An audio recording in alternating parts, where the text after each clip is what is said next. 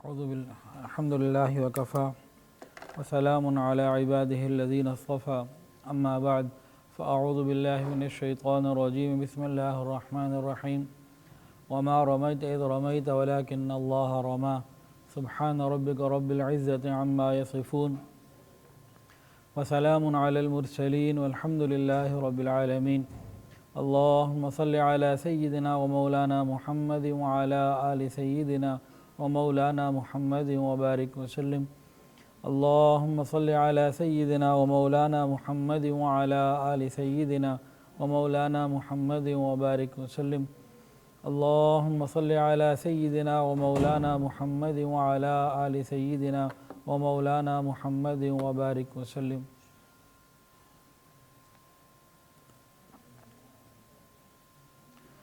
غزوہ بدر سن 2 ہجری میں پیش آیا.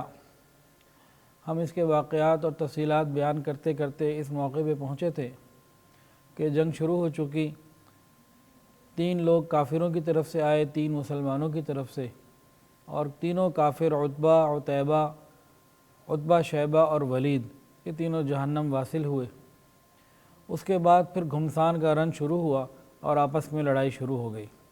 نبی علیہ السلام نے بدر میں کسی موقع پہ فرمایا هو السلام ومنہ السلام وإلیہ السلام. ایک فرشتہ حاضر ہوا، کہنے لگا یا محمد صلی اللہ علیہ وسلم، اللہ نے آپ کو سلام بھیجا ہے. حضور نے جواب دیا هو السلام ومنہ السلام وإلیہ السلام، بلا شبہ میرا رب خود سلامتی ہے، اسی سے سلامتی ہے اور اسی کی طرف سلامتی ہے. تو سلامتی کے ساتھ مسلمانوں نے یہ جنگ شروع کی اور اللہ رب العزت نے مسلمانوں کی مدد کے لیے 1000، پھر 3000 اور اس کے بعد 5000، ٹوٹل 8000 فرشتے مسلمانوں کی مدد کے لیے اتارے. اس غزوہ میں شیطان سراقہ ابن مالک کی شکل میں کفار کی مدد کے لیے آیا تھا اور اپنے ساتھ اپنی ٹیم کو بھی لے کر آیا تھا. تو اللہ رب العزت نے فرشتوں کو مسلمانوں کی مدد کے لیے اتار دیا تاکہ مسلمان فتح جلد سے جلد کامیابی کو حاصل کر لیں. بعض روایتوں میں یہ ہے کہ بدر کے دن فرشتے زرد رنگ کے عمامے، یہ پگڑیاں زرد رنگ کی پہنے ہوئے تھے اور جو شملہ تھا وہ درمیان مونڈوں میں ڈالا ہوا تھا پیچھے کی سائٹ پہ. بہرحال اللہ رب العزت نے مسلمانوں کی خوب مدد فرمائی. فرشتے شیطان آئے تھے کہ شیطان کے اندر اور شیطانی ذریت کے اندر اللہ تعالیٰ نے بعض اس طرح کی قوتیں دی ہیں کہ وہ وسوسے ڈالتے ہیں. تو شیطان نے تو اپنے وسوسے ڈالنے تھے اور اللہ رب العزت نے فرشتوں کو بھیجا. تو فرشتوں کو بھیجنے میں پہلا فائدہ تو یہ ہوا کہ فرشتے رحمت اور برکت ہوتے ہیں، تو جہاں آتے ہیں رحمتیں اور برکتیں آتی ہیں. دوسرا فائدہ یہ ہوا روحانی فائدہ کہ مسلمانوں کو تقویت مل گئی. جس طرح شیاطین دل کے اندر برائی کے خیالات وسوسے پیدا کرتے ہیں، بالکل اسی طرح فرشتے دل کے اندر خیر کی باتوں کو ڈالتے ہیں. اس کو القاء کہتے ہیں. اللہ تعالیٰ کی طرف سے خیر دلوں کے اندر ڈالتے ہیں اور مسلمان کا دل مضبوط اور قوت میں آ جاتا ہے. اور یہ بات یاد رکھنے کی ہے کہ فتح ہمیشہ مضبوط دل والوں کی ہوتی ہے. کمزور دل والے نہ دنیا کے کسی کام کے نہ آخرت کے کسی کام کے. تو یہ دعا مانگنی چاہیے یا مقلب القلوب ثبت قلبی علی دینک. تو بہرحال فرشتوں نے مسلمانوں کے اندر خیر کی باتیں ڈالیں. پھر اللہ رب العزت نے فرشتوں کو مسلمانوں کا مددگار بنا دیا. مسلمان حملہ کرتے یا آگے بڑھنے کا ارادہ کرتے، فرشتے اس سے پہلے اس کی گردن کو اتار دیتے. اور اس کے علاوہ اللہ رب العزت نے فرمایا سألقی فی قلوب الذین کفروا الرعب، اللہ تعالیٰ نے مسلمانوں کا رعب کافروں کے اوپر ڈال دیا. فرشتوں کو چونکہ جنگ کا کوئی تجربہ نہیں تھا، لڑائی کا پتہ نہیں تھا کہ کس طرح قتل کیا جاتا ہے، اللہ رب العزت نے ان کو فرمایا فَاضْرِبُوا فَوْقَ الْأَعْنَاقِ وَاضْرِبُوا مِنْهُمْ كُلَّ بَنَانٍ، اے فرشتو مارو کافروں کی گردنوں کے اوپر اور کاٹ دو ان کے ہر پورے کو. ایک صحابی ہیں ربیع ابن انس فرماتے ہیں کہ بدر کے دن فرشتوں کے جو مقتولین تھے اور جو مسلمانوں کے مقتولین تھے، دونوں میں فرق صاف نظر آ جایا کرتا تھا. جس کو کسی مسلمان نے مارا وہ تو عام جس طرح مارا جاتا تھا، لیکن اگر کوئی کافر فرشتے کے ہاتھ سے مرا تو اس کی ترتیب کیا ہوتی تھی کہ ان کے اوپر نشان ہوتے تھے آگ کے، ان کی گردنوں پر اور ان کے پوروں پر آگ کے سیاہ نشان ہوا کرتے تھے۔ لازمی بات ہے ان کے جو اسلحہ ہوگا وہ بھی جہنم سے گرم کر کے لائے ہوں گے۔ صحیح مسلم میں کہ عبداللہ ابن عباس رضی اللہ عنہ نے فرمایا کہ ایک مسلمان مرد بدر کے دن ایک مشرک کے پیچھے دوڑا، ابھی وہ مارنا چاہتا ہی تھا کہ اتنے میں اوپر سے ایک آواز آئی کہ اے حیزوم آگے بڑھ، اور ایک کوڑا چلانے کی آواز آئی۔ کہتے ہیں کہ جب میں اس تک پہنچا تو وہ کافر گر چکا تھا، اس کا منہ اور ناک پھٹ چکی تھی اور نیلا ہو چکا تھا۔ یہ حیزوم جو ہے یہ حضرت جبرائیل علیہ السلام کے گھوڑے کا نام ہے۔ نبی علیہ السلام نے فرمایا جبرائیل ہیں جو اپنے گھوڑے کی لگام کو تھامے ہوئے ہیں اور سامان جنگ سے آراستہ ہیں۔ تو جبرائیل علیہ السلام، حضرت اسرافیل علیہ السلام، حضرت میکائیل علیہ السلام اور ہزاروں کی تعداد میں فرشتے مسلمانوں کی مدد کے لیے موجود تھے۔ ایک صحابی کہتے ہیں اپنے بھتیجے کو کہ اگر میں اور تم بدر میں ہوتے تو میں تجھے وہ گھاٹی دکھا دیتا جہاں سے فرشتے اترے تھے مسلمانوں کی مدد کے لیے۔ تو فرشتوں کا گھوڑوں پر سوار ہونا، عمامہ باندھنا اور مسلمانوں کی طرف سے باقاعدہ عملی طور پر قتال میں شریک ہونا، یہ روایات سے قرآن و حدیث سے ثابت ہے۔ حضرت عبداللہ ابن عباس فرماتے ہیں کہ ملائکہ نے سوائے بدر کے کسی اور موقع پہ قتال نہیں کیا، آتے تو رہے مسلمانوں کی سکینت کے لیے، جمعیت کو بڑھانے کے لیے، قلوب کے اندر رحمت اور خیر کو القاء کرنے کے لیے آتے تو رہے، لیکن اس طرح عام قتال جو بدر میں کیا یہ اور دوبارہ کبھی نہیں کیا۔ ہاں غزوہ احد میں کچھ نوبت آئی تھی، لیکن وہ خاص رسول اللہ صلی اللہ علیہ وسلم کی حفاظت کے لیے تھی۔ نبی علیہ السلام عریش سے باہر تشریف لائے اور صحابہ کرام کو جہاد کی ترغیب دیے، فرمایا قسم ہے اس ذات پاک کی جس کے قبضے میں محمد صلی اللہ علیہ وسلم کی جان ہے، آج جو شخص صبر و تحمل سے، اخلاص اور صدق نیت سے کے ساتھ اللہ تعالیٰ کے دشمنوں سے جنگ کرے گا، بہادری کے ساتھ جہاد کرے گا اور پھر شہید ہو جائے گا، اللہ تعالیٰ اسے ضرور جنت عطا فرمائیں گے۔ نبی علیہ السلام کا یہ فرمانا تھا۔ ایک صحابی عمیر ابن حمام اس میں کچھ کھجوریں کھا رہے تھے، جیسے نبی علیہ السلام کی یہ بات سنی تو کہنے لگے بخ بخ واہ واہ کیا بات ہے، میرے اور جنت کے درمیان تو اتنا ہی فاصلہ رہ گیا کہ یہ مشرک مجھے قتل کرے اور میں جنت میں چلا جاؤں۔ اس کے بعد تلوار ہاتھ میں، کھجوریں پھینکیں، تلوار ہاتھ میں لی اور جا کے جہاد میں شریک ہوئے، بہادری کے ساتھ لڑتے رہے حتیٰ کہ شہید ہو گئے۔ ایک صحابی عوف ابن حارث، انہوں نے نبی علیہ السلام سے ایک عجیب سوال پوچھا یا رسول اللہ، اللہ تعالیٰ کو بندے کی کیا چیز ہنساتی ہے؟ نبی علیہ السلام نے فرمایا کہ بندے کا بغیر ذرا کے دشمنوں کے سامنے، خدا کے دشمنوں کے سامنے کھڑے ہو جانا، لڑائی کرنا اور دشمنوں کے خون سے اپنے ہاتھ کو رنگ دینا۔ حضرت عوف رضی اللہ تعالیٰ عنہ نے جیسے ہی یہ بات سنی فوراً اپنی ذرا اتار کے پھینک دی، تلوار ہاتھ میں لی اور قتال کرنا شروع ہو گیا۔ یہ بھی بہادری سے لڑتے رہے حتیٰ کہ لڑتے لڑتے شہید ہو گئے۔ یہاں یہ بات ذرا غور کرنے والی ہے۔ پوچھا پروردگار کو کیا چیز ہنساتی ہے؟ ایک ہوتا نا کس چیز سے اللہ راضی ہوتے ہیں، ایک ہے رضا اور ایک ہے یہ ہنسانے والی بات، دونوں میں تھوڑا سا فرق ہے۔ بعض مرتبہ استاد اپنے شاگرد سے راضی ہوتا ہے یا آقا اپنے غلام سے راضی ہوتا ہے لیکن اس کا اظہار نہیں کرتا، بس دل میں بات ہوتی ہے، اور بعض مرتبہ خوشی کے ساتھ اظہار کرتا ہے، تو اس میں رضا بھی آ گئی اور اظہار بھی آ گیا۔ تو اس ہنسی کے اندر جو مراد ہے کہ کیا چیز اللہ رب العزت کو ہنساتی ہے، اس میں رضا بھی آ گئی اور خوشی کا اظہار بھی آ گیا، یہ رضا سے آگے والی چیز ہوئی، اور وہ صحابی گئے اور اللہ کو راضی بھی کیا اور اللہ تعالیٰ کو ہنسایا بھی ہوگا یقیناً۔ ایک صحابی ہیں، نبی علیہ السلام نے ان کے لیے دعا کی تھی، اے اللہ طلحہ سے اس حال میں ملاقات فرمانا کہ جب قیامت کے دن آپ کی اور ان کی ملاقات ہو، آپ ان کو دیکھ کر مسکرائیں، وہ آپ کو دیکھ کر مسکرائیں۔ کاش ہماری بھی اللہ سے ایسی ملاقات ہو کہ اللہ تعالیٰ ہمیں دیکھ کر مسکرائیں۔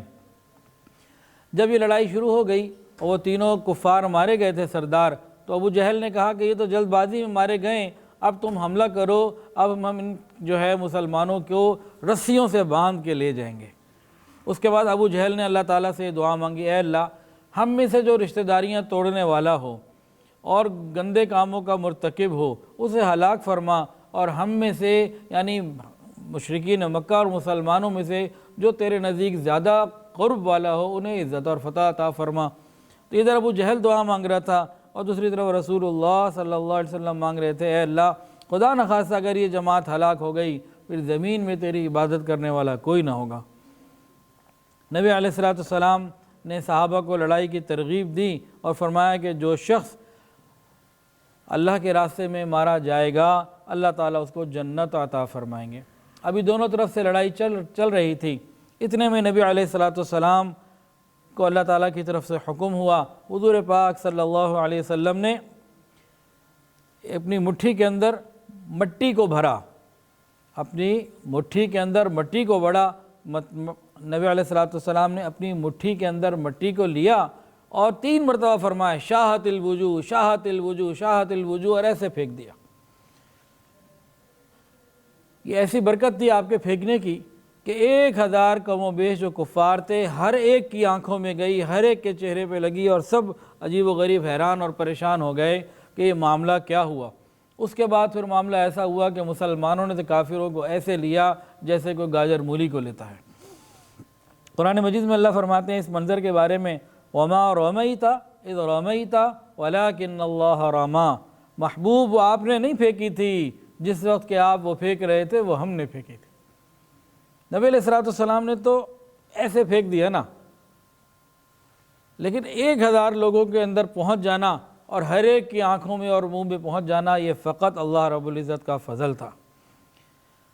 تو یہ مشت خاک کا جو پھینکنا تھا کفار کا سارا لشکر حیران پریشان ہو گیا اور اس کے بعد مسلمان خدا کے دشمنوں کو قتل بھی کرنے لگے اور گرفتار بھی کرنے لگے۔ رسول اللہ صلی اللہ علیہ وسلم نے دیکھا کہ صحابہ قریش کے بڑے بڑے سرداروں کو اور قریش کے لوگوں کو گرفتار کر رہے ہیں۔ ادھر سعد ابن معاذ رضی اللہ تعالیٰ عنہ جو نبی علیہ السلام کے خیمہ یا عریش یا چھپر اس کے سامنے حفاظت کے لیے کھڑے ہوئے تھے، پہرا دے رہے تھے، انہوں نے جب دیکھا کہ صحابہ کرام قریشیوں کو گرفتار کر رہے ہیں تو ان کے چہرے پہ اتنی کراہت آئی، اتنی ناگواری آئی جیسے کوئی ناگواری اور کراہت کو محسوس چیز ہو اور چہرے سے کوئی بھی دیکھ سکتا ہو۔ نبی علیہ السلام نے جب سعد کو دیکھا تو پوچھا سعد کیا تمہیں ان لوگوں کا گرفتار کرنا برا لگ رہا ہے؟ تو حضرت سعد نے کہا یا رسول اللہ واقعی بات ایسے ہی ہے، میرا دل تو یہ کرتا ہے کہ آج پہلی مرتبہ کافروں کو اوپر ایسی ضرب اللہ کی طرف سے پڑ رہی ہے، آج تو انہیں ختم ہی کر دینا چاہیے، کسی کو گرفتار نہیں کرنا چاہیے۔ وجہ یہ ہوئی گرفتاری کی کہ نبی علیہ السلام نے پہلے ہی صحابہ کو بتا دیا تھا کہ دیکھو کچھ تو جیسے ابو جہل عتبہ کچھ تو ایسے ہیں جو واقعتاً دشمن ہیں، لڑنے آئے ہیں، لیکن کچھ ایسے ہیں جنہیں قریش مجبور کر کے لے کر آیا ہے، جیسے ابو البختری ہے اور حضرت عباس رضی اللہ تعالیٰ عنہ سے مسلمان تو نہ ہوئے تھے، تو بعض ایسے ہیں جنہیں قریش لازمی مجبور کر کے لے کر آیا ہے، تو تم لوگ ان کو قتل مت کرنا اور ان کو گرفتار کر لینا۔ تو صحابہ نے پھر ان لوگوں کو گرفتار کرنا شروع کیا۔ چنانچہ ایک صحابی ہیں مجزر ابن زید انصاری رضی اللہ تعالیٰ عنہ، انہوں نے جب ابو البختری کو دیکھا تو اس کو فرمایا کہ دیکھ ہمیں رسول اللہ صلی اللہ علیہ وسلم نے تجھے قتل کرنے سے منع کیا ہے۔ ابو البختری کے ساتھ ایک اور ساتھی بھی تھا، تو اس نے کہا میرے رفیق کے بارے میں، میرے دوست کے بارے میں کیا کہتے ہو؟ کہا نہیں اس کے بارے میں نہیں، تمہارے بارے میں حکم ہے، تمہیں قتل نہیں کرنا، تمہیں گرفتار کر کے پیش کرنا ہے، اسے تو مارنا ہے۔ تو ابو البختری کہنے لگا یہ کون سی بات ہوئی، مکے کی عورتیں تانا دیں گی، اپنی جان بچانے کے لیے اپنے ساتھی کو قربان کر دیا، تو میں تو لڑوں گا تم سے یہاں تک کہ تمہیں ماروں گا یا خود مر جاؤں گا۔ یہ نہیں ہو سکتا ہے کوئی شریف آدمی، کوئی نسب والا آدمی اپنی جان بچانے کے لیے اپنے دوست کو موت کے منہ میں اتار دے۔ یہ کافروں کے اخلاق ہیں۔ آج تو ہم اپنے مال پیسوں کے لیے دوست تو کیا بھائی کو، ماں باپ کو، پتہ نہیں کس کس کو اندھے کنویں میں ڈال دیتے ہیں۔ تو بہرحال ابو البختری نے پھر تلوار اٹھائی، قتل کے لیے لڑنے کے لیے آگے بڑھا اور اتنے میں پھر قتل ہو گیا۔ نبی علیہ السلام کے پاس یہ صحابی آئے اور مجزر رضی اللہ تعالیٰ عنہ، انہوں نے عرض کیا یا رسول اللہ ہم نے تو کوشش کی، اس کو بتایا بھی، سمجھایا بھی، لیکن وہ قتل کے لیے آمادہ تھا، لڑائی کے لیے آمادہ تھا، حملہ کر بیٹھا۔ جب اس نے حملہ کیا تو پھر ہم نے بھی جواب دیا یہاں تک کہ وہ قتل ہو گیا۔ تو اس طرح یہ شخص بھی قتل ہوا۔ اچھا ابو البختری کے بارے میں آتا ہے کہ اس نے نبی علیہ السلام کو کبھی تکلیف نہیں دی تھی، اور جب وہ 3 سال کا بائیکاٹ ہوا تھا اس کے ختم کرنے میں بھی ابو البختری نے کافی کردار ادا کیا تھا، لیکن قریش کے مجبور کرنے کے اوپر قریش کے لشکر کے ساتھ مسلمانوں سے لڑنے آیا ضرور تھا۔ امیہ ابن خلف یہ دشمن خدا، بہت بڑا دشمن خدا، جس نے حضرت بلال رضی اللہ تعالی عنہ کو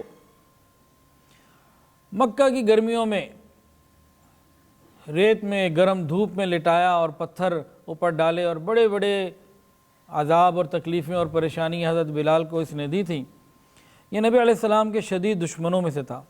جس وقت جنگ بدر کا کوئی گمان بھی نہ تھا، اس وقت حضرت سعد بن معاذ رضی اللہ عنہ کی زبانی مکہ میں ہی اپنے قتل کی خوشخبری سن چکا تھا کہ یہ مسلمانوں کے ہاتھوں قتل ہوگا۔ اب غزوہ بدر کا موقع پیش آیا، یہ جانا نہیں چاہتا تھا، امیہ ابن خلف شریک نہیں ہونا چاہتا تھا، ڈر تھا اس کو۔ ابو جہل نے مجبور کیا، تانے دیے، کسی بھی طریقے سے لے آیا جنگ میں۔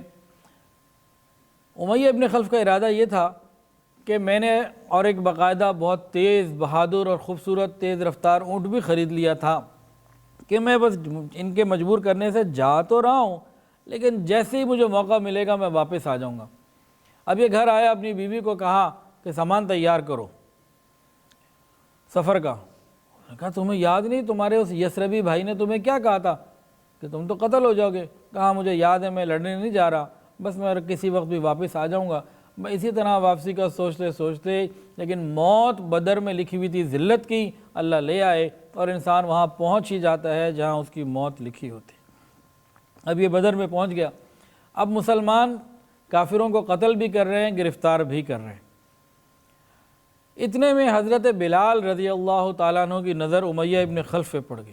انہوں نے جیسے ہی دیکھا تو ان کو وہ باتیں یاد آئیں، انصاری قریب تھے، کہا پکڑو اس کو، آج یہ نہ بچے، اگر یہ بچ گیا تو میرے بچنے کا کیا فائدہ، اس کو پکڑو۔ اب صحابہ گئے اس کو مارنے کے لیے۔ ادھر کیا ہوا، عبد الرحمن ابن عوف رضی اللہ تعالیٰ عنہ، ان کے پرانے تعلقات تھے امیہ ابن خلف سے، تو انہوں نے کیا کیا، وہ چاہتے تھے کہ یہ گرفتار کر لیا جائے، نبی علیہ السلام کی خدمت میں پیش کیا جائے، ہو سکتا ہے بعد میں کبھی کلمہ پڑھ لے، کوئی اور صورت نکل آئے، فی الحال قتل نہ کیا جائے، قتل کیا تو جہنم گیا، اگلی تو بات ہی کوئی نہیں۔ انہوں نے کیا تھا کہ اب امیہ ابن خلف اور اس کے بیٹے کو اپنے ہاتھ میں پکڑ لیا اور لے کے چلنے لگے نبی علیہ السلام کی طرف۔ ادھر حضرت بلال نے دیکھا، انصاری قریب تھے، ان کو کہا مارو ان کو۔ اب حضرت عبد الرحمن ابن عوف کہ نہیں مارنا، حضرت بلال کے اور ساتھی وہ ساتھ انصاریوں نے لیا، حضرت عبد الرحمن ابن عوف نے امیہ ابن خلف کے بیٹے کو آگے کر دیا، انہوں نے فوراً اس کے 2 ٹکڑے کر کے ختم کر دیا۔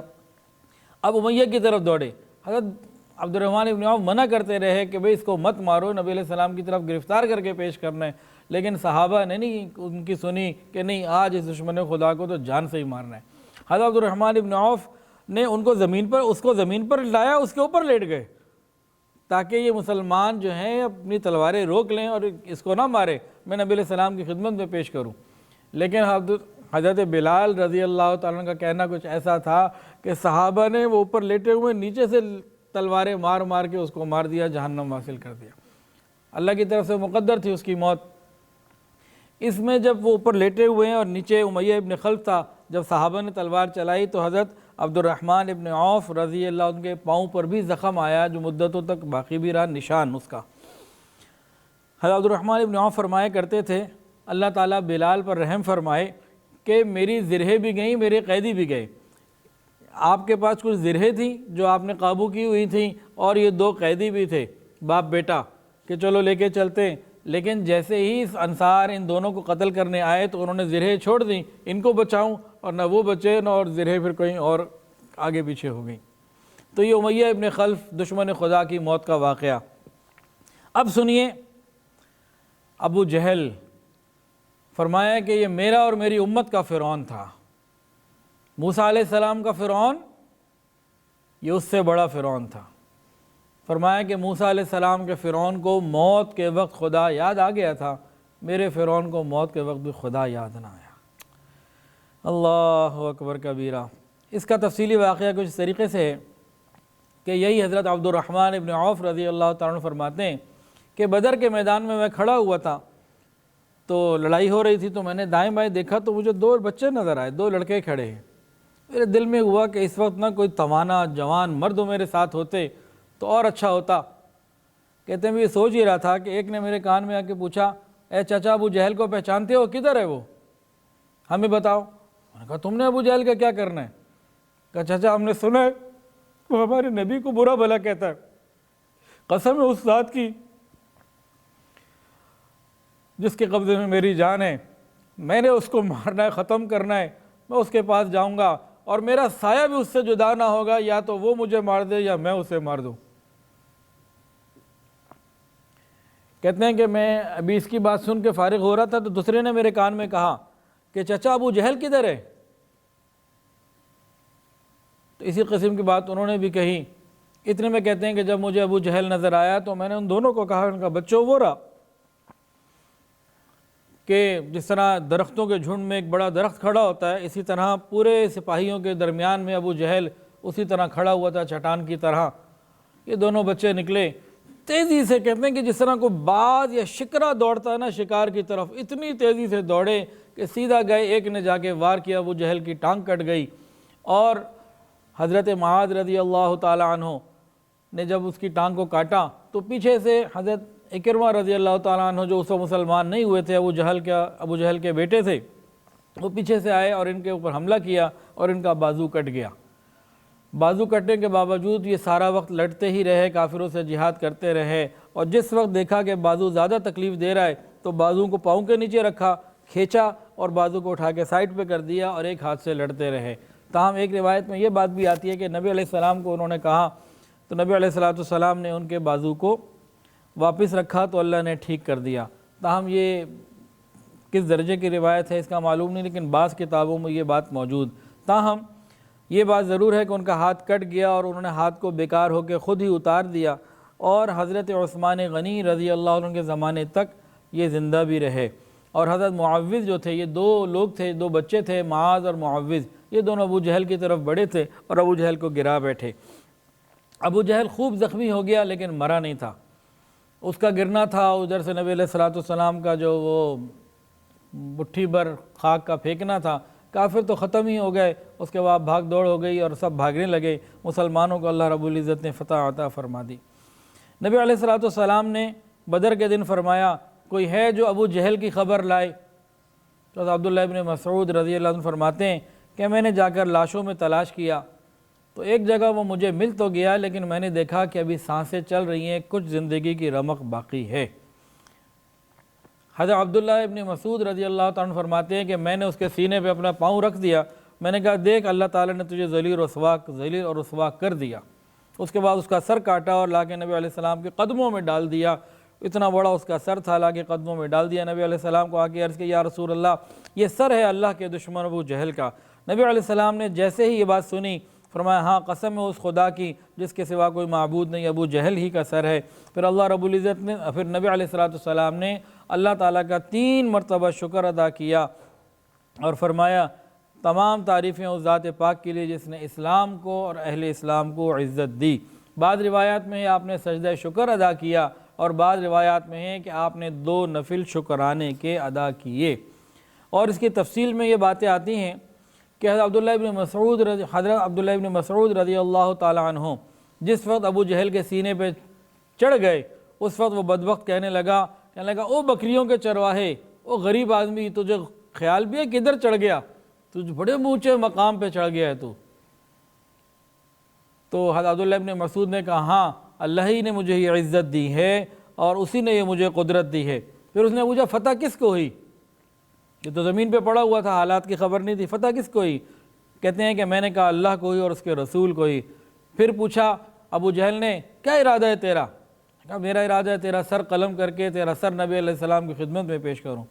ابو جہل کہتا ہے وہ چرواہے تیری یہ زنگ آلود پرانی تلوار، اس سے مجھے مت قتل کرنا، میں سردار ہوں، میری سردار والی تلوار بڑی چمکدار تیز، اس سے مجھے قتل کرنا، اس سے تیرا کام اور زیادہ آسان ہو جائے گا، تیری تلوار زنگ آلود دیر سے کام ہوگا، میری تلوار بڑی تیز ہے، اس سے دھار اچھی ہے، جلدی کام ہوگا۔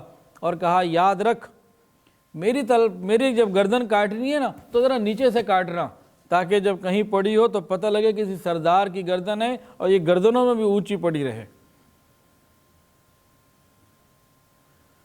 اللہ اکبر کبیرہ۔ اور اس کے بعد اس بدبخت نے کہا کہ جب محمد صلی اللہ علیہ وسلم کی طرف تم واپس جاؤ، میرا یہ پیغام دے دینا کہ میرے دل میں پہلے کی نسبت آج تمہاری دشمنی اور انتقام کی آگ پہلے سے زیادہ ہے۔ حضرت عبداللہ ابن مسعود رضی اللہ تعالیٰ عنہ کی گردن اتاری، نبی علیہ السلام کی خدمت میں جا کے پیش کر دی۔ حضرت عبداللہ بہت کمزور سے تھے، اس کا سر بہت بھاری تھا، کھینچتے ہوئے لے کر آئے۔ جب لے کر آئے تو اٹھا تو تھک نہیں پا رہے تھے، وزنی تھا، بڑا تھا، وہ مٹی ہوتا رہا، ایسے جب لوٹ پوٹ ہوتا مٹی سے جب آیا تو خون اور مٹی کے اندر تھا۔ نبی علیہ السلام نے پوچھا یہ کیا ہے؟ فرمایا کہ ھذا عدو اللہ، ابو جہل، یہ ابو جہل کا سر ہے۔ اللہ اکبر کبیرہ۔ نبی علیہ السلام نے جب یہ سر دیکھا تو فرمایا اللہ اکبر، خوشی کا اظہار فرمایا اور اللہ کا شکر ادا کیا، اور فرمایا یہ میرا اور میری امت کا فرعون تھا جس کا شر اور فتنہ موسیٰ علیہ السلام کے فرعون کے شر اور فتنے سے زیادہ تھا۔ موسیٰ علیہ السلام کے فرعون نے تو مرتے وقت کلمہ پڑھ لیا تھا، کہہ بیٹھا تھا آمنت برب موسیٰ و ہارون، لیکن میرا فرعون ایسا ہے اور میری امت کا فرعون کہ موت کے وقت بھی اس کے تکبر میں اور اسلام دشمنی میں کوئی کمی واقع نہیں ہوئی۔ اللہ ہماری حفاظت فرمائے۔ یہاں ایک عجیب نکتہ ہے، حضرت عبداللہ ابن عباس رضی اللہ تعالیٰ عنہ سے روایت ہے کہ ایک مرتبہ نبی علیہ السلام نے جنات کی طرف جانے کا جب ارادہ کیا تو صحابہ سے فرمایا میرے ساتھ چلنے کے لیے صرف وہی شخص اٹھے جس کے دل میں رائی کے دانے کے برابر بھی تکبر نہ ہو، وہ اٹھے۔ تو حضرت عبداللہ ابن مسعود اٹھ گئے تھے اور نبی علیہ السلام ان کو ساتھ لے گئے تھے۔ اب غور کیجئے کہ اللہ رب العزت جوڑ کیسے ملا رہے ہیں۔ ادھر وہ جو غرور اور تکبر میں رچا بسا ہوا، موت کے وقت بھی غرور اور تکبر میں کمی نہیں آئی، ورنہ بڑوں کی نکل جاتی ہے موت کے وقت تو تکبر کدھر رہتا ہے۔ فرعون جو خدائی کا دعویٰ کرنے والا تھا اس کی بھی ساری کی ساری ہوا نکل گئی، ختم ہو گیا، لیکن یہ ایسا تھا جو تکبر کی بھی مثال بن گیا۔ اور اللہ رب العزت نے اتنے بڑے متکبر کی گردن کس سے کٹوائی؟ اپنے اس پیارے بندے سے جس کے دل میں رائی کے دانے کے برابر بھی تکبر نہیں تھا۔ کاش مسلمانوں کو یہ نکتہ سمجھ میں آ جائے کہ اللہ رب العزت کے سامنے عاجزی انسان کو مل جائے، اللہ اسے کفر کے مقابلے میں فتح عطا فرماتے ہیں، عزتیں اور بلندی عطا فرماتے ہیں۔ میدان بدر میں ایک صحابی تھے حضرت عکاشہ رضی اللہ تعالی عنہ، لڑتے لڑتے ان کی تلوار ٹوٹ گئی، نبی علیہ السلام کی خدمت میں حاضر ہوئے، کہنے لگے یا رسول اللہ میری تلوار ٹوٹ گئی۔ نبی علیہ السلام نے ان کو ایک چھڑی، ایک لکڑی آپ کے پاس تھی، ان کو دی، جو ان کے ہاتھ میں آتے ہی تلوار بن گئی، تیز دھار۔ پھر وہ اسی سے لڑتے رہے یہاں تک کہ اللہ تعالیٰ نے فتح دی۔ اس تلوار کا نام تھا عون، اور جو ہر غزوے میں ان کے ساتھ حضرت عکاشہ کے ساتھ رہتی تھی۔ حضرت عکاشہ کا ایک واقعہ بڑا عجیب ہے کہ نبی علیہ السلام ایک دفعہ صحابہ میں بیٹھے ہوئے تھے تو آپ نے فرمایا کہ میری امت میں 70,000 لوگ ایسے ہوں گے جو بلا حساب کتاب جنت میں داخل ہوں گے، اور ان کے چہرے 14ویں رات کے چاند کی طرح روشن ہوں گے۔ جیسے نبی علیہ السلام نے فرمایا حضرت عکاشہ کھڑے ہو گئے، کہنے لگے یا رسول اللہ میرے لیے دعا کر دیجئے، اللہ مجھے ان میں کر دے۔ تو نبی علیہ السلام نے فرمایا کہ ہاں تم تو انہی میں سے ہو۔ اتنے میں ایک اور صحابی کھڑے ہوئے کہنے لگے یا رسول اللہ میرے لیے بھی دعا کر دیجئے۔ نبی علیہ السلام نے فرمایا سبق عکاشہ، عکاشہ سبقت لے گیا، اب بس وقت پورا ہو گیا، وہ بات پوری ہو گئی۔ تو تمام صحابہ رضی اللہ تعالی علیہم اجمعین جنتی ہیں، تاہم یہ واقعہ حضرت عکاشہ کے ساتھ پیش آیا۔ ایک بہت بڑا دشمن خدا تھا عبیدہ ابن سعید ابن عاص، بدر کے دن یہ پورا لوہے میں غرق تھا، زرہ پہنی ہوئی تھی، اوپر خود پہنا ہوا تھا، پورا اوپر سے نیچے تک لوہے میں غرق تھا، صرف آنکھیں نظر آتی تھیں اور کچھ نظر نہیں آتا تھا، اتنا یہ تیار ہو کے جنگ کے لیے آیا تھا، پورا لوہے میں غرق۔ حضرت زبیر رضی اللہ تعالی عنہ، انہوں نے جب اس کو دیکھا لوہے میں غرق ہے، انہوں نے تاک کے ایک تیر مارا، جو ہے نا وہ نیزہ، تاک کے ایسا نیزہ مارا کہ اس کی آنکھ کے اندر جو سوراخ تھا وہیں گیا، اندر جا کے ایسا گڑ گیا کہ وہ اسی نیزے سے اسی وقت اس کی موت آ گئی، جہنم واصل ہوا۔ پھر فرماتے ہیں کہ جب میں اپنے نیزے کو نکالنے لگا، وہ نکلتا نہیں تھا، بڑی مشکل سے نکلا، لیکن جب نکلا تو اس کے کنارے ہی ٹیڑھے ہو چکے تھے۔ نبی علیہ السلام نے بطور یادگار اس نیزے کو حضرت زبیر سے مانگ لیا، اور یہ نیزہ نبی علیہ السلام کے پاس زندگی بھر رہا کہ اس سے دشمن خدا کو اللہ نے شکست دی تھی۔ حضرت زبیر کے ہاتھوں نبی علیہ السلام کے پاس رہا۔ نبی علیہ السلام کے پردہ فرما جانے کے بعد یہ حضرت ابوبکر صدیق رضی اللہ تعالیٰ عنہ کے پاس رہا، ان کے بعد حضرت عمر کے پاس، پھر حضرت عثمان کے پاس، پھر حضرت علی کے پاس، اور ان کے بعد حضرت زبیر رضی اللہ تعالیٰ عنہ کے بیٹے عبداللہ ابن زبیر کے پاس رہا رضی اللہ تعالیٰ علیہم اجمعین۔ معرکہ بدر میں حضرت زبیر رضی اللہ عنہ کے زخم آئے، ایک زخم ان کے کندھے پر آیا، اتنا گہرا تھا کہ ان کے بیٹے عروہ ابن زبیر اس سوراخ کے اندر انگلیاں ڈال کے بچپن میں کھیلا کرتے تھے۔ ایک مرتبہ عبد الملک بن مروان نے عروہ ابن زبیر سے پوچھا، کیا تم اپنے والد زبیر کی تلوار پہچانتے ہو؟ کہا ہاں۔ پوچھا کیسے؟ کہا کہ بدر کے دن اس میں دندانے پڑ گئے تھے۔ کہا تم ٹھیک کہتے۔ تو بہرحال اللہ رب العزت نے مسلمانوں کو کامیابی اور فتح عطا فرمائی۔ اور ایک اور بات غور کیجئے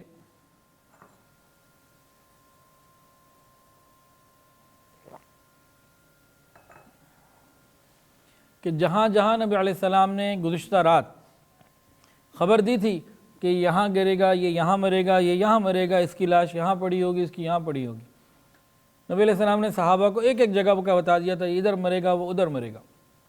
صحابہ فرماتے ہیں کہ جو نبی علیہ السلام نے پیشن گوئی کی، ہمیں ہر بندہ اسی جگہ ملا، کوئی دائیں بائیں رائٹ لیفٹ نہ ملا، وہیں کا وہیں ملا۔ یہ جو پیشن گوئیوں کا ذکر آتا ہے نا، یہاں یہ بات سوچنے کی ہے کہ ہماری آنکھ کا دیکھا غلط ہو سکتا ہے، لیکن جناب رسول اللہ صلی اللہ علیہ وسلم کی مبارک زبان سے نکلا وہ حرف غلط نہیں ہو سکتا۔ آپ کی ہر پیشن گوئی پوری ہوئی ہے یا ہونی ہے، بہت ساری ہو چکی ہیں، اور قرب قیامت قریب آتی جا رہی ہے اور ہوتی چلی جائیں گی، اور جو قیامت کے دن کے بارے میں ہیں وہ بھی پوری ہوں گی۔ تو نبی علیہ السلام کی ہر پیشن گوئی کا پورا ہو جانا انتہائی ضروری ہے، اور یہ ہو کے رہنا ہے۔ تو جب یہ بات صحیح ہے تو ہمیں یہ سوچ لینا چاہیے کہ نیک اعمال کر کے ہی جنت میں جانے کا راستہ ہے۔ یہ زنا، یہ بے حیائی، یہ موسیقی، یہ سود، یہ قطع رحمی، یہ آپس کی لڑائیاں، یہ فتنے فساد، یہ ہمیں جہنم کی طرف لے جانے والے ہیں۔ کاش یہ نقطہ ہمیں سمجھ میں آ جائے۔ بہرحال اللہ رب العزت نے فتح مبین عطا فرمائی، مسلمانوں کو کامل فتح مل گئی۔ قریش کے 70 آدمی قتل ہوئے اور 70 ہی گرفتار ہوئے، اور مقتولین کی لاشوں کے متعلق نبی علیہ السلام نے فرمایا کہ ان کو بدر کے کنویں میں ڈال دو، مگر امیہ ابن خلف، اس کی لاش اس قدر پھول گئی تھی کہ جب اس کو اٹھا کے کنویں کی طرف لے جانے کا ارادہ ہوا تو نہ لے جا سکے، ٹکڑے ٹکڑے ہو گئے، وہیں کے وہیں مٹی کو کھود کے وہیں اس کو دبا کے ختم کر دیا گیا۔ جب عتبہ ابن ربیعہ کی لاش کنویں میں ڈالے جانے لگی، عتبہ ابن ربیعہ جو بالکل شروع میں لڑائی کے لیے آیا تھا، بہت بڑا دشمن تھا، تو نبی علیہ السلام نے دیکھا کہ عتبہ کے بیٹے حضرت ابو حذیفہ رضی اللہ تعالی عنہ، ان کے چہرے کے اوپر غم کے آثار ہیں۔ نبی علیہ السلام نے پوچھا، حذیفہ کیا اپنے باپ کی وجہ سے دل میں کوئی ارادہ کوئی ہے، کیا سوچ رہے ہو، کیا بات ہے؟ تو حضرت حذیفہ نے عرض کیا، یا رسول اللہ کوئی ایسی ویسی بات نہیں ہے، اور بس میں یہ سوچ رہا ہوں کہ میرا باپ اتنا سمجھدار، اتنی مشورے کی اہلیت رکھنے والا، اتنا عقل مند، سب کچھ تھا، لیکن اسلام کو وہ قبول نہ کر سکا اور جہنم میں چلا گیا، بس یہی باتیں سوچ رہا ہوں، اور اس کے علاوہ کوئی بات نہیں، کہ اتنا سمجھدار، عقل مند اور سردار اور لوگوں کے فیصلے کروانے والا اپنی زندگی کی جنگ ہار گیا۔ اللہ اکبر کبیرہ۔ بدر کے دن نبی علیہ السلام نے جو قریش کے بڑے بڑے سردار 24 قتل ہوئے تھے نا، ان کو ایک خبیث گندے کنویں میں، ایک ناپاک سا کنواں تھا، وہاں ڈلوا دیا، سارا سب کو بند کروا دیا وہیں پہ۔ اور نبی علیہ السلام کی ایک عادت تھی کہ جب آپ کسی قوم پہ غلبہ پا لیتے اور فتح مل جاتی تو 3 دن آپ وہیں قیام کرتے۔ تو آپ نے 3 دن بدر میں قیام کیا۔ 3 دن کے بعد آپ نے فرمایا کہ بھئی سواری کو تیار کرو، سواری تیار کی گئی، پھر نبی علیہ السلام چلے، پیچھے پیچھے آپ کے صحابہ چلے، اور آپ اس کنویں کی طرف جا رہے تھے۔ اس کنویں کے کنارے کھڑے ہو کے نبی علیہ السلام نے نام بنام، یا عتبہ، یا شیبہ، یا ابو جہل، ایک ایک کا نام لے لے کے نبی علیہ السلام نے ان کو پکارا، اور پھر فرمایا تم کو یہ اچھا نہ معلوم ہوا کہ اللہ اور اس کے رسول کی اطاعت کر لیتے؟ تحقیق جس کا ہمارے رب نے ہم سے وعدہ کیا وہ پورا ہو گیا، کیا تم نے بھی اپنے رب کے وعدے کو پا لیا؟ اللہ اکبر کبیرہ۔ اور ایک روایت میں اس طرح سے ہے، نبی علیہ السلام نے فرمایا، گھڑے والو تم اپنے نبی کے حق میں بہت برے تھے، تم نے مجھے جھٹلایا، لوگوں نے میری تصدیق کی، تم نے مجھے نکالا، لوگوں نے مجھے ٹھکانہ دیا، تم نے مجھ سے قتال کیا، لوگوں نے میری مدد کی، تم نے امین کو خائن کہا اور تم نے صادق کو کاذب کہا، اللہ تمہیں بری جزا دے۔ حضرت عمر نے کہا، یا رسول اللہ، آپ بے جان لاشوں سے کلام فرماتے ہیں؟ آپ نے فرمایا، قسم ہے اس ذات پاک کی جس کے قبضے میں میری جان ہے، میرے کلام کو تم ان سے زیادہ نہیں سنتے مگر وہ جواب نہیں دے سکتے۔ سماع موتا، جب یہ کافروں سے خطاب کیا نبی علیہ السلام نے، اور یہ بخاری کی روایت ہے اور حدیث کی روایت ہے، تو حضرت عمر نے حیران ہو کے کہا، آپ ان کافروں کو پکارتے ہیں، ان سے مخاطب ہیں؟ نبی علیہ السلام نے فرمایا، قسم ہے اس ذات کی جس کے قبضے میں میری جان ہے، میرے کلام کو تم ان سے زیادہ نہیں سنتے، جیسے تم سنتے ہو ایسے ہی وہ بھی سنتے ہیں، ہاں وہ جواب نہیں دے سکتے۔ تو سماع موتا یہ اس کے جو ہیں الحمدللہ ہم لوگ قائل ہیں۔ یہاں ایک بات یاد آ گئی، سید عطا اللہ شاہ بخاری رحمۃ اللہ علیہ بہت بڑے خطیب تھے اور ختم نبوت کے بہت بڑے مجاہد۔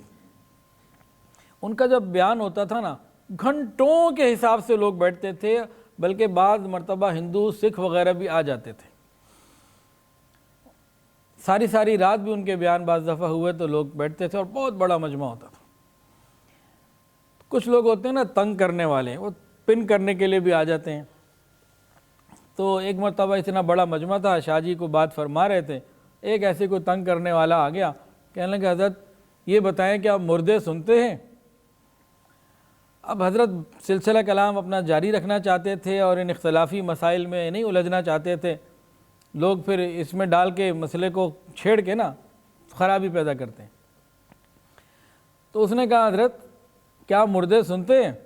حضرت نے فرمایا، تو میری تو زندہ نہیں سنتے، مردوں کی کیا بات کرتے ہو، یہ سارے زندہ ہیں، کب سے سنا رہا ہوں، ان کو سنتے ہی نہیں ہے، تو میری تو زندہ نہیں سنتے تو مردوں کی بات کرتے ہو۔ تو چپ ہو گیا۔ حضرت بات کرنے لگے، پھر کھڑا ہو گیا، کہنے لگا، حضرت مردے سنتے ہیں۔ اب اس کو چپ کرانا تھا اور اس وقت ضرورت نہیں تھی اختلافی مسائل میں جانے کی، فرمایا کہ ہاں بھائی بات یہ ہے، دیوبندیوں کے قریب سے سنتے ہیں اور بریلویوں کے قریب سے بھی سنتے ہیں اور دور سے بھی سنتے ہیں، اور جو اہل حدیث ہیں نا ان کے قریب سے سنتے ہیں نا دور سے سنتے ہیں، تم تو خاموش رہنا، بات کرنے دو۔ تو بہرحال یہ بدر میں یہ واقعہ پیش آیا۔ نبی علیہ السلام 3 دن کے بعد جب روانہ بھی ہوئے تو آپ نے اس سے پہلے، روانگی سے پہلے، مدینہ طیبہ 2 قاصد روانہ فرمائے کہ جاؤ اہل مدینہ کتنے انتظار میں ہوں گے، ان کو جا کے خوشخبری دے دو۔ تو 2 ساتھی بھیجے، ایک عوالی کی طرف عبداللہ ابن رواحہ کو اور دوسری طرف زید ابن حارثہ رضی اللہ تعالیٰ عنہ کو روانہ کیا، جاؤ فتح کی خوشخبری دے دو۔ اسامہ ابن زید، حضرت زید کے بیٹے، فرماتے ہیں کہ بشارت اس وقت ہمارے کانوں پہ پہنچی کہ جس وقت ہم رسول اللہ صلی اللہ علیہ وسلم کی صاحبزادی اور حضرت عثمان غنی رضی اللہ عنہ کی بیوی حضرت رقیہ رضی اللہ تعالیٰ عنہ کو دفن کر رہے تھے اور قبر کی مٹی ہی ابھی ہم جھاڑ رہے تھے، قبر کی مٹی دے رہے تھے۔ نبی علیہ السلام حضرت عثمان کو ساتھ نہیں لے گئے تھے، فرمایا تھا کہ تم میری بیٹی کی تیمارداری کرو، خیال رکھو، تم ہمارے ساتھ نہیں جاؤ گے۔ تو حضرت عثمان غنی ان صحابہ میں سے ہیں جو نبی علیہ السلام کے حکم کی وجہ سے شامل نہ ہوئے، لیکن آپ نے ان کو بدریین میں شامل فرمایا، فضیلتیں ان کو اللہ نے ویسے ہی عطا فرما دی جو شامل ہونے والوں کی تھیں۔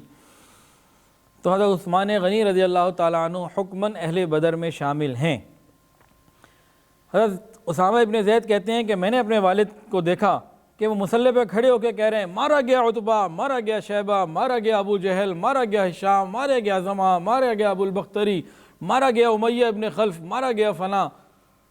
تو جب یہ ساری باتیں میں نے سنی تو میں نے کہا، ابا جان یہ بات سچ ہے؟ تو انہوں نے کہا، ہاں خدا کی قسم بالکل سچ ہے۔ زید ابن حارثہ عبداللہ ابن رواحہ کو نبی علیہ السلام نے مدینہ روانہ کیا، اور اس کے بعد اسیران بدر، جو بدر کے قیدی تھے نا 70، ان کا ایک قافلہ بنا کے ان کا ایک حفاظت کا انتظام کیا، نبی علیہ السلام کے ساتھ تھا، اور جتنا مال غنیمت ملا تھا نبی علیہ السلام نے حضرت عبداللہ ابن کعب انصاری رضی اللہ عنہ کے سپرد فرمایا کہ تم اس کی ذمہ داری لو۔ پھر نبی علیہ السلام نے سفر فرمایا، چلتے رہے۔ جب مدینہ کے قریب مقام روحہ پر پہنچے تو نبی علیہ السلام کو وہاں کچھ مسلمان ملے، انہیں خبر پہنچ چکی تھی، انہوں نے صحابہ کو نبی علیہ السلام کو فتح کی مبارکباد دی۔ یہاں ایک عجیب و غریب واقعہ ہوا، ایک صحابی تھے سلمہ ابن سلامہ، کس بات کی مبارکباد دے رہے ہو؟ خدا کی قسم بوڑھی عورتوں سے مقابلہ ہوا ہمارا، انہوں نے تو کچھ بھی نہ کیا، ہم تو جیسے چاہتے تھے تلوار چلاتے تھے اور کوئی مرد تو تھا ہی نہیں ہمارے سامنے، مبارکباد کس بات کی دے رہے ہو؟ تو نبی علیہ السلام نے یہ بات سنی تو فرمایا کہ یہی تو مکہ کے سادات تھے اور اشراف تھے۔ اللہ کی مدد آئی، اللہ فرماتے ہیں فَلَمْ تَقْتُلُهُمْ وَلَكِنَّ اللَّهَ قَتَلَهُمْ، تم نے نہیں مارا، وہ اللہ نے مارا۔ فَلَمْ تَقْتُلُوهُمْ وَلَكِنَّ اللَّهَ قَتَلَهُمْ، یہ قرآن ہے کہ تم نے نہیں مارا تو اللہ نے مارا۔ فتح کے بعد نبی علیہ السلام جب مدینہ کے قریب پہنچے اور مقام صفرا میں پہنچے تو وہاں مال غنیمت کو تقسیم کرنے کا معاملہ پیش آیا، تو صحابہ میں 3 طرح کے لوگ تھے۔ ایک وہ تھے جو جوان باقاعدہ جنہوں نے جنگ میں لڑائی میں حصہ لیا، ایک وہ تھے جنہوں نے پیچھے سامان اور خیمے وغیرہ جو تھے ادھر بیک اینڈ پہ رہے پڑاؤ کی طرف، اور تیسرے کچھ وہ لوگ تھے جو نبی علیہ السلام کی حفاظت کے لیے تھے۔ تو 3 طرح کے لوگ تھے۔ تو جو لڑنے والے آگے بڑھ کے تھے نا، فرنٹ فٹ والے، انہوں نے کہا ہمیں ملنا چاہیے، سارا کچھ تو ہم نے کیا۔ وہ جو پیچھے تھے پڑاؤ والے، انہوں نے کہا بیک اینڈ پہ تو ہم تھے، اگر خدا نہ خواستہ کوئی اور صورت ہوتی تو آنا تو ہماری طرف ہی تھا، تو ہم بھی تو تھے۔ تو انہوں نے کہا ہم نبی علیہ السلام کے پاس سے۔ تو یہ مختلف رائے آئیں، پھر قرآن مجید میں اللہ رب العزت نے فیصلہ فرما دیا، فرمایا یسألونک عن الانفال قل الانفال للہ والرسول، یہ آپ سے مال غنیمت کا حکم پوچھتے ہیں، آپ کہہ دیجئے مال غنیمت اللہ کا ہے اور اس کے رسول کا ہے، یعنی جو اللہ چاہے اس کا رسول چاہے۔ پھر نبی علیہ السلام نے یہ مقام صفرا میں تمام مال تمام مسلمانوں میں برابر کا تقسیم کر دیا۔ تاہم 8 آدمی ایسے تھے جو وہاں اس وقت فزیکلی موجود تو نہ تھے، لیکن نبی علیہ السلام نے ان کو بھی حصہ دیا۔ وہ 8 کون ہیں؟ حضرت عثمان ابن عفان رضی اللہ تعالیٰ عنہ، داماد رسول، ان کو نبی علیہ السلام نے اپنی بیٹی کی تیمارداری کی وجہ سے منع کیا تھا، مت آؤ۔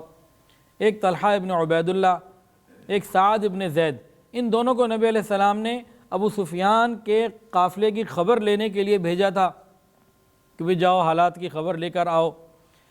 ان کے علاوہ چوتھے ابو لبابہ رضی اللہ تعالیٰ عنہ، ان کو نبی علیہ السلام نے پیچھے قائم مقام بنا کے چھوڑا تھا۔ پھر عاصم ابن عدی، نبی علیہ السلام ان کو عالیہ میں عوالی میں چھوڑ کے گئے تھے انتظامات کے لیے، اور حارث ابن حاتب، ان کو نبی علیہ السلام نے راستے سے کہیں کسی وجہ سے لوٹا دیا تھا کہ واپس جائیے، اور ایک تھے حارث ابن صمہ اور ایک تھے خوات ابن جبیر۔ یہ 8 وہ صحابہ کرام ہیں جنہوں نے باقاعدہ جہاد میں بدر میں شرکت نہ فرمائی، لیکن یہ بدریین میں کہلاتے ہیں، اور ان کو نبی علیہ السلام نے باقاعدہ مال غنیمت میں سے حصہ عطا فرمایا۔ اب یہ 70 لوگ تھے جو قتل ہوئے تھے، اور 70 ہی تھے جو اسیر ہوئے تھے۔ اسیر کا مطلب قیدی بنا لیے گئے، پکڑ لیے گئے۔ نبی علیہ السلام نے صحابہ سے فرمایا کہ ان کے ساتھ نرمی کا خیال کرو، لیکن ان 70 لوگوں میں سے 2 ایسے بدبخت تھے، ان کے ساتھ نرمی نہیں کی گئی۔ ان 2 کے کوئی نام بتا سکتا ہے یا کوئی ایک بھی؟ اسیران بدر میں سب کے ساتھ حکم تھا نرمی کا، ان 2 کے ساتھ سختی کی گئی اور ان دونوں کو قتل کر دیا گیا، نہ ان کا فدیہ قبول کیا گیا، نہ ان کو وہ موقع دیا گیا کہ یہ وہاں تک پہنچیں، راستے میں ان کی گردنیں مار دی گئیں۔ ایک تھا نضر ابن حارث اور ایک تھا عقبہ ابن ابی معیط۔ یہ دونوں کون تھے؟ عقبہ ابن معیط تو وہ بدبخت تھا جس نے نبی علیہ السلام کے اوپر اوجڑی بھی پھینکی تھی، ڈال دی تھی، آپ سجدے میں تھے، اور یہ وہ بدبخت تھا جس نے نبی علیہ السلام کے تھوکا بھی تھا۔ اور یہ دونوں بدبخت کون تھے؟ نضر ابن حارث اور عقبہ ابن ابی معیط، یہ دونوں وہ تھے جو رسول اللہ صلی اللہ علیہ وسلم کو زبان سے تکلیف دیتے رہتے تھے، برا بھلا کہتے رہتے تھے۔ ان کے لیے رحمت للعالمین نے کوئی نرمی نہیں رکھی۔ ایک ہے وہ لڑنے آیا کوئی بندہ مسلمانوں سے، یہ بھی برا ہے، لیکن اتنا برا نہیں ہے جو نبی علیہ السلام کی ذات کے اوپر الفاظ بات چیت کرے۔ آج تو ہم بے غیرت اور بے حیا ہو چکے ہیں۔ من حیث القوم، ہمیں تو مر جانا چاہیے، اگر شرم ہوتی تو مٹی میں ختم ہو چکے ہوتے ہیں، لیکن ہمارے اندر کوئی شرم و حیا نہیں کہ کافر مسلمانوں کو، کافر حضور پاک صلی اللہ علیہ وسلم کو کیسے طریقے سے مذاق اڑائے اور کچھ کرے، لیکن ہماری نہ واٹس ایپ کے اوپر، نہ ٹک ٹاک کے اوپر، نہ فیس بک کے اوپر، نہ اور چیزوں کے اوپر کوئی خیر کی بات ہی نہیں ہے۔ بے حیائی کی دلدل میں گرتے چلے جا رہے ہیں، بڑھتے چلے جا رہے ہیں۔ بھیا اگر ہم کچھ اور نہیں کر سکتے، اتباع سنت تو کر سکتے ہیں، لباس، اپنا چہرہ، اپنے طور طریقے تو سنت کے مطابق بنا سکتے ہیں، کافروں کی باتوں کو، طریقوں کو تو چھوڑ سکتے ہیں، ہم تو اس کے لیے بھی تیار نہیں ہیں۔ تو نبی علیہ السلام نے ان دونوں کو جہنم واصل کرنے کا حکم فرمایا، اور جب انطبیہ پہنچے تو حضرت علی رضی اللہ تعالی عنہ نے نضر ابن حارث کو اور عاصم ابن ثابت نے عقبہ ابن معیط کو نبی علیہ السلام کے کہنے سے قتل کر دیا، اور باقی 68 قیدیوں کو لے کے 68 نبی علیہ السلام مدینہ طیبہ پہنچے۔ مدینہ طیبہ پہنچ کر نبی علیہ السلام نے قیدیوں کو صحابہ میں تقسیم فرمایا، اور یہ ارشاد فرمایا کہ قیدیوں کے ساتھ بھلائی کا معاملہ کرو اور اچھا سلوک کرو۔ یہ کون تھے؟ جنگی قیدی جو مارنے آئے تھے، جو اسلحہ لے کر آئے تھے،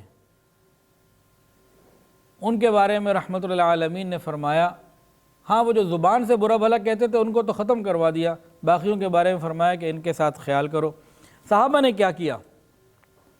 کسی کے پاس 1 قیدی، کسی کے بعد 2 قیدی، جن کے بعد قیدی آئے، اب صحابہ کو رات کو جو کچھ کھانے پینے کو ملتا پہلے قیدیوں کو کھلاتے، بعد میں خود کھاتے۔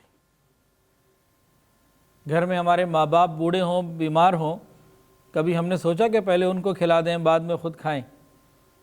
کتنے ایسے لوگ ہیں کہ جن کے گھر میں بوڑھے ماں باپ موجود ہوتے ہیں، ان کی دوائی اور چیزوں کا بھی خیال نہیں کرتے، اور خود جو ہے وہ اپنی مرضی کی چیزیں کھا رہے ہوتے ہیں، بچوں کو کھلا رہے ہوتے ہیں۔ تو نبی علیہ السلام کی تربیت دیکھیے، صحابہ کو دیکھیے کہ یہ وہ لوگ جو جان کے دشمن ہیں، ان کے سامنے پہلے کھانا رکھ رہے ہیں، بعد میں خود کھا رہے ہیں۔ اگر اتنا موجود ہے کہ وہی کھا سکتے ہیں اور ہم نہیں کھا سکتے تو ان کو کھلا رہے ہیں، اور اگر اتنا موجود ہے کہ کھانا وہ کھا سکتے ہیں اور صحابہ چند کھجوریں کھا سکتے ہیں تو کھانا روٹی ان کو کھلاتے، سالن ان کو کھلاتے، چند کھجوریں کھا کے خود بھوکے رہ جاتے، پانی پی کے وہ صبر کر لیتے۔ یہ وہ اخلاق ہیں کہ جن کی وجہ سے جب بھی کوئی مسلمانوں کے پاس قیدی بن کر آتا ہے تو وہ پھر کلمہ پڑھ لیتا ہے۔ حضرت معصد ابن عبیر کے ایک عینی بھائی تھے، ابو عزیز ابن عمیر، وہ بھی قیدیوں میں آئے تھے، فرماتے ہیں کہ میں انصار کے جس گھر میں تھا، صبح اور شام جو تھوڑی بہت گھر میں روٹی پکتی وہ مجھے کھلا دیتے، خود کھجور کھاتے۔ مجھے شرم آتی، میں کہتا کہ خدا کے لیے کھانا خود کھا لو، مجھے بھوکا رکھو یا مجھے کھجوریں دے دو، لیکن وہ کہتے ہیں نہیں، ہمیں رسول اللہ صلی اللہ علیہ وسلم نے حکم دیا ہے ان جان کے دشمن کافر قیدیوں پر رحمت کرو، ان کا خیال کرو۔ ہم تو اپنے ماں باپ کا، بہن بھائیوں کا، قریبی رشتہ داروں کا خیال نہیں کرتے۔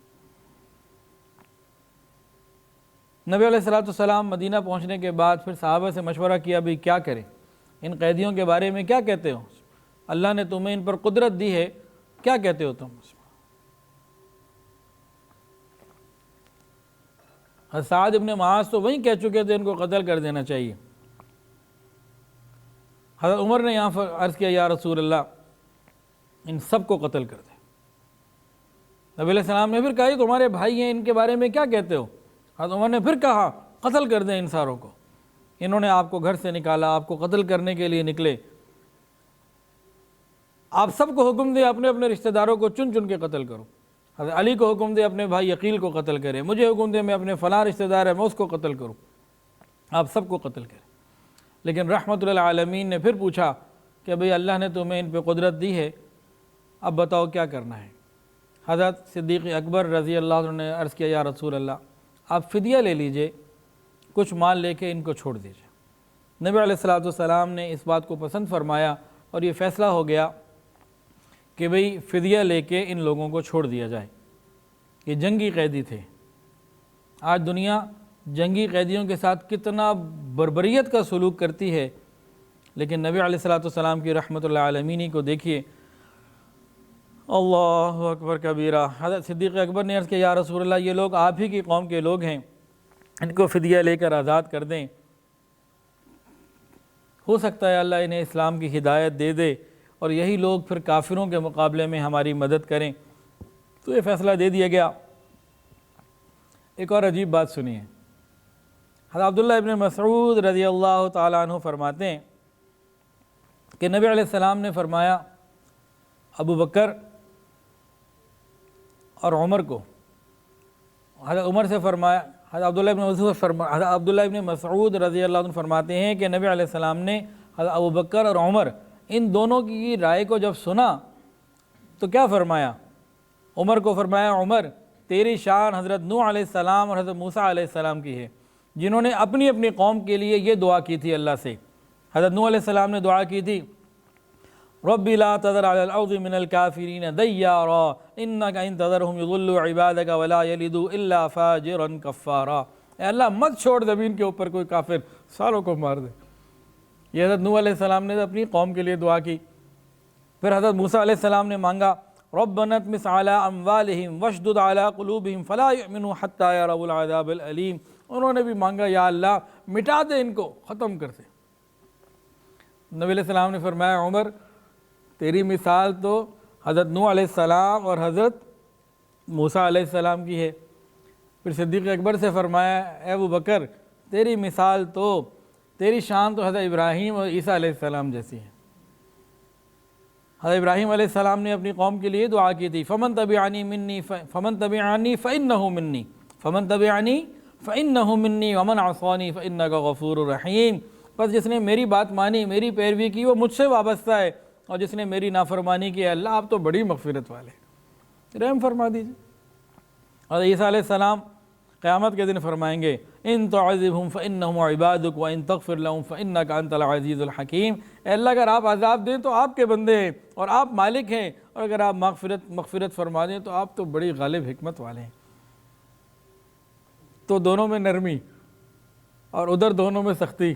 تو ایک کو فرمایا کہ عمر تیری شان تو نوح اور موسیٰ علیہ السلام جیسی ہے، ابو بکر تیری شان تو ابراہیم اور عیسیٰ علیہ السلام جیسی۔ سبحان اللہ، دونوں شانیں انبیاء میں موجود اور وہی صحابہ میں موجود۔ تو رحمت للعالمین کی رحمت للعالمین نے فدیے لینے کو پسند فرمایا اور قیدیوں کو فدیہ لے کر آزاد کر دینے کا حکم ہو گیا۔ بہرحال یہ مشورے سے طے تو آ گیا، لیکن اللہ رب العزت نے اس کے اوپر ناراضگی کا اظہار فرمایا کہ میں ان کو پکڑ کے تمہاری طرف بھیجتا ہوں، تم ان کو مال کی خاطر چھوڑ دیتے ہو۔ اللہ تعالیٰ نے ناراضگی کا اظہار فرمایا۔ حضرت عمر کہتے ہیں کہ میں نبی علیہ السلام اور کی طرف جب آیا تو میں نے دیکھا حضرت ابو بکر بھی رو رہے ہیں، عمر بھی رو رہے ہیں، حضرت ابو بکر صدیق رضی اللہ عنہ بھی رو رہے ہیں اور رسول اللہ صلی اللہ علیہ وسلم بھی رو رہے ہیں، دونوں رو رہے ہیں۔ حضرت عمر کہتے ہیں میں قریب ہوا، میں نے کہا یا رسول اللہ آپ کیوں روتے ہیں؟ تو آپ نے فرمایا تیرے ساتھیوں کے اوپر فدیہ لینے کی وجہ سے اللہ کی طرف سے جو عذاب دکھایا گیا، پیش کیا گیا، اس وجہ سے روتا ہوں، میرے سامنے وہ عذاب سامنے قریب دکھایا گیا مجھے۔ اللہ اکبر۔ اور ایک جگہ آتا ہے نبی علیہ السلام نے فرمایا اگر اس وقت عذاب آتا تو سوائے عمر اور ایک روایت میں سوائے سعد ابن معاذ کے اور کوئی نہ بچتا، کہ ان دونوں نے کہا تھا کہ نہیں چھوڑنا چاہیے اور باقیوں نے فدیہ لے کے چھوڑنے کی بات کی۔ تو بہرحال اللہ رب العزت کی طرف سے معاملہ یہ تھا کہ یہ وقت محبت کا نہیں، رحمت کا نہیں، سختی کا ہے، ابھی تو کفر کی طاقت کو مکمل کچل دینا چاہیے تاکہ یہ دوبارہ سر ہی نہ اٹھا سکے، ایک دفعہ ان کو بالکل ختم ہی کر دو۔ اللہ اکبر۔ اسلام کیا ہے؟ یہ زیادہ سے زیادہ ایسے مجرمین جو جان کے دشمن ہیں، لڑائی پہ آ چکے ہیں، ان کے قتل کا حکم دے رہا ہے۔ اور آج کافر جو اپنے آپ کو مہذب کہتے ہیں، جب دل چاہتا ہے کسی بھی ملک کے اوپر، شہری آبادی کے اوپر کارپیٹ بومبنگ کرتے ہیں اور منٹوں کے اندر پورے شہر کو تباہ کر دیتے ہیں، اور مسلمانوں کو برا بھلا کہتے ہیں۔ حتیٰ کہ مسلمانوں نے عین جہاد کے عالم میں بھی عورتوں کو، راہبوں کو، بچوں کو، بوڑھوں کو، معذوروں کو قتل کرنے سے بالکل منع کیا ہوا۔ اللہ اکبر کبیرہ۔ اب فدیے کی مقدار کیا تھی؟ 1000 درہم سے لے کے 4000 درہم، کہ جس کے پاس جتنے وسائل ہوں اس کے حساب سے۔ اور جو غریب لوگ تھے ان کے لیے یہ طے کیا گیا کہ مسلمانوں کے 10 بچوں کو پڑھنا سکھا دیں، ان کا یہی فدیہ تھا۔ اور حضرت زید ابن ثابت رضی اللہ تعالیٰ عنہ نے اسی طرح پڑھنا لکھنا سیکھا۔ تو امیروں سے لیا 1000 2000 4000 مختلف، اور غریبوں کو کہا کہ تم مسلمانوں کے بچوں کو پڑھاؤ اور جاؤ۔ تاہم بعض ایسے بھی تھے اسیران بدر میں جن کے اندر جو پڑھے لکھے بھی نہ تھے اور جن کے اندر پیسے دینے کی بھی استطاعت نہ تھی، تو نبی علیہ السلام نے ان کے اوپر احسان فرمایا اور ان کو بلا معاوضہ چھوڑ دیا، کوئی فدیہ نہ لیا، لیکن یہ شرط رکھ دی کہ تم نے اب ہمارے خلاف تلوار نہیں اٹھانی، تم نے ہمارے خلاف تلوار نہیں اٹھانی۔ اس میں کئی لوگ ہیں، ایک کا نام ہے ابو عزہ عمر ابن عبداللہ ابن عثمان۔ نبی علیہ السلام نے اس کو چھوڑ دیا اور اس نے نبی علیہ السلام کی شان میں کچھ اشعار بھی کہے، لیکن جنگ احد میں بحالت کفر ہی قتل ہوا۔ جس وقت مکہ مکرمہ میں قریش کی یہ خبر پہنچی کہ قریش تو تباہ ہو گئے، ادھر تو وہ انتظار، ادھر مسلمان خبروں کے انتظار میں تھے، ادھر کافر خبروں کے انتظار میں تھے کہ 1000 لوگ گئے ہوئے ہیں، پورے مکے کے لوگ گئے ہوئے ہیں، کیا بنا؟ تو مکہ مکرمہ میں سب سے پہلے جو پہنچا اس کا نام تھا حیثمان خزائی۔ لوگوں نے پوچھا بتلاؤ کیا خبر ہے؟ اس نے کہا مارا گیا عتبہ، مارا گیا شیبہ، مارا گیا ہشام، مارا گیا عمر ابن خلف، فلاں فلاں فلاں، سارے مارے گئے۔ صفوان ابن امیہ اس حتیم میں بیٹھے ہوئے تھے اور کہا سمجھ میں نہیں آتا ہے کیا کہہ رہا ہے، کیا بکواس کر رہا ہے، لگتا ہے اس کی عقل ٹھکانے نہیں ہے۔ اس کے سامنے آئے اور کہا اس سے پوچھو صفوان کدھر ہے؟ تو جب پوچھا گیا تم ہی تو ہو صفوان، یہ سامنے تو ہے، کیا پوچھتے ہو، کیا بکواس کرتے ہو؟ تو کہا، جب یہ کہا تو اس نے یہ کہا کہ صفوان میں نے اپنی آنکھوں سے تیرے باپ اور بھائی کو قتل ہوتے دیکھا ہے۔ مکہ میں تو جناب واویلا مچ گیا۔ اور حضرت عبداللہ ابن عباس رضی اللہ عنہ فرماتے ہیں کہ ہمارے گھرانے میں اسلام داخل ہو چکا تھا، مسلمانوں سے محبت کرتے تھے، تو ہم لوگ روزانہ انتظار میں ہوتے تھے کہ کب خبر آئے کہ بدر میں کیا ہوا اور لڑائی کا کیا انجام ہوا۔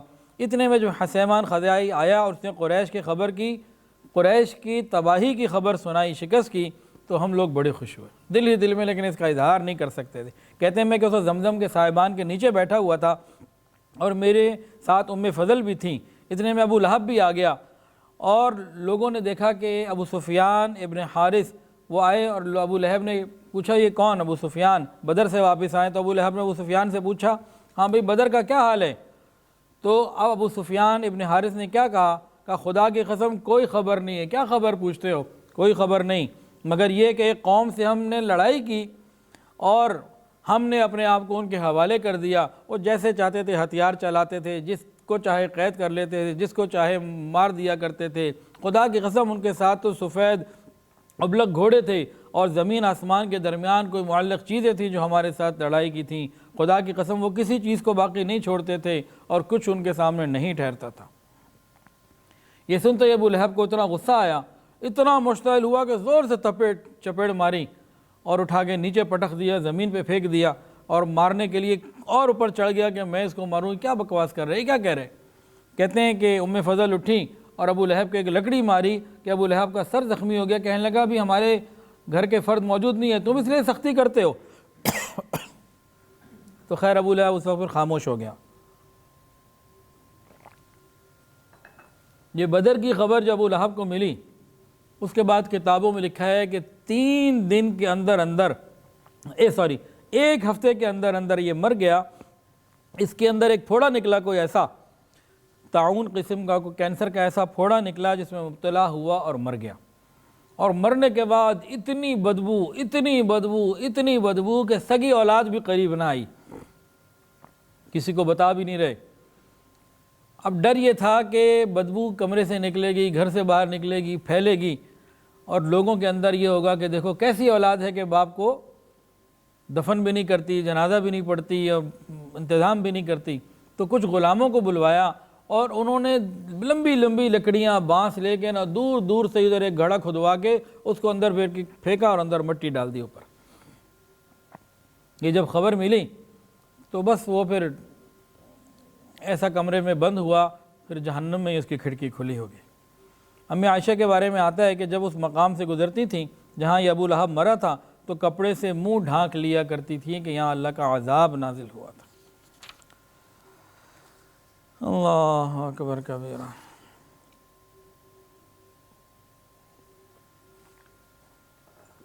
قریش کو جب یہ خبر ملی کہ اس طرح ہمارے ساتھ ہوا، ہمارے عزیز و قارب اور ہمارے سردار مارے گئے، اور تو ان لوگوں نے رونا شروع کر دیا، 1 مہینہ تک روتے ہی رہے۔